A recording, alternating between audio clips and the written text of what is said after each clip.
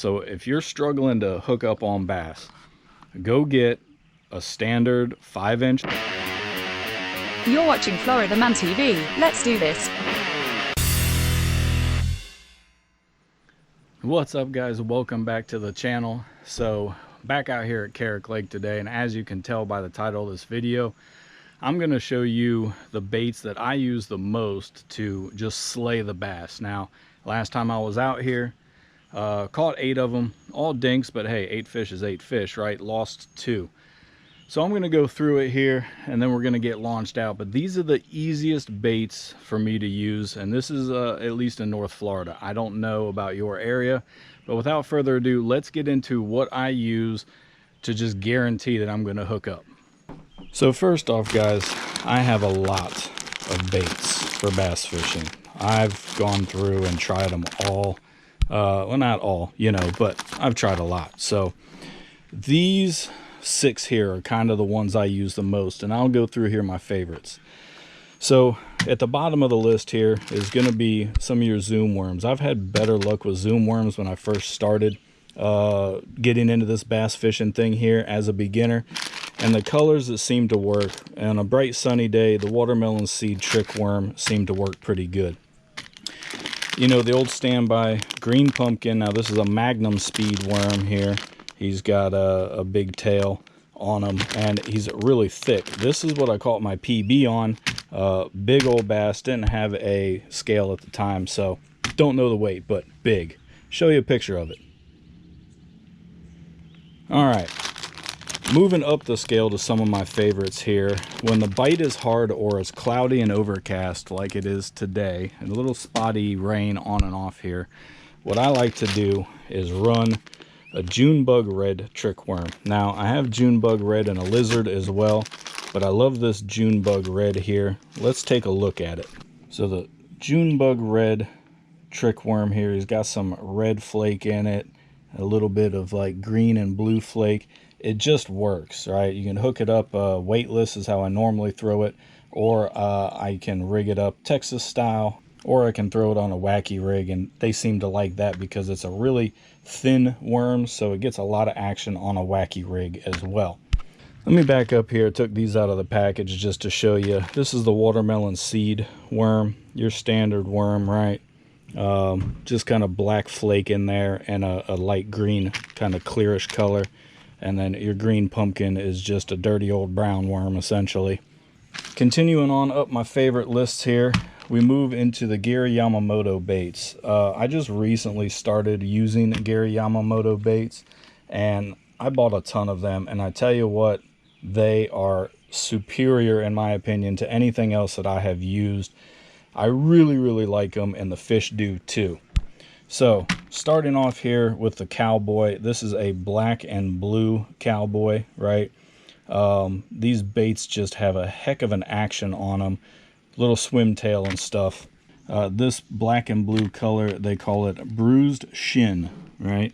So the cowboy with a big old flapping tails there, right? Moving up to probably my favorites and what I've been using the most of because they've just worked. I've not been hooking up on fish like I have on these Yamamoto baits. This is a 5-inch Senko, and this particular color here is chartreuse with large green and chartreuse sparkles, right? And it is a crazy looking bait. It's a crazy color. I don't think the fish see it that much, and they just destroy this thing when they come across it, man, because they don't see it very often. That's my guess. But my number one, man, and my personal favorite has got to be a 5-inch Senko in a smoke blue pearl with silver and purple and black. I have gone through a bunch of these. I need to get some more. I've got 3 left. They love it, or at least these bass in my area haven't seen it. They love this thing. They tear it up. I use it in sunshine, I use it in cloudy weather, and they just love it. The Yamamoto Senko worms are very soft. Now the problem you're going to have using Yamamoto baits is they are, I guess, a little on the pricier side as far as baits are concerned. You know, these run about $7-8 a pack, and you get about 8 of them in there. So you're looking at like $1 a worm. But when you hook up on them, because they're so soft, when you do that hook set, you're gonna tear that worm up. I've only gotten 2 uses out of them at best, but normally the second or third cast after you've got a strike and a hookup, that worm's gonna fly off your hook. They're very, very soft, real heavy, grainy salt content in them, so they just tear apart. But they flippin' work, man. And so if you're struggling to hook up on bass, go get a standard 5-inch Senko from the Gary Yamamoto. You can find them on the web. I order them direct from there. A lot of your tackle stores will have these as well. But those are the colors.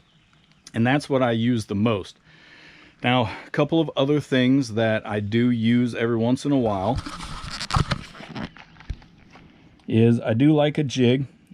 Sometimes if the wind is really heavy out here on the lake and the kayak's just getting blown along, what I'll do is I'll throw that jig down in the water, let a bunch of line out, and then as the wind is drifting me across the lake, I'll just bump that jig and just kind of drag it along the bottom, and I really don't have to work that hard at fishing because I'm not casting or anything like that. And they do love it. Now, the only jig I've gotten to work here in North Florida, Panhandle area, is a black and blue. Now, the last time I was using it and hooking up on fish, I had a green pumpkin trailer on there, which is just a creature bait trailer. And that creature bait trailer, it works pretty good, you know. A little bit of action there. This is a pretty big bait, but them little small guys, they've been slamming on it. Anyway, let's get into some tackle. How do I rig this stuff up, right? If I'm rigging up one of these Cowboys by Yamamoto here, typically what I'll do is I'll just throw it on a shaky head. I've got some shaky heads here. This is a 3/0 shaky head, 1/8 weight.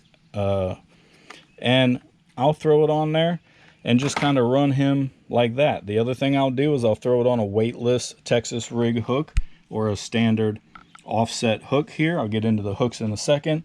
But I'll throw this guy just on a hook, weightless by himself. He'll kind of flutter on down, you know, to the bottom, and then you just kick him and flutter him back up.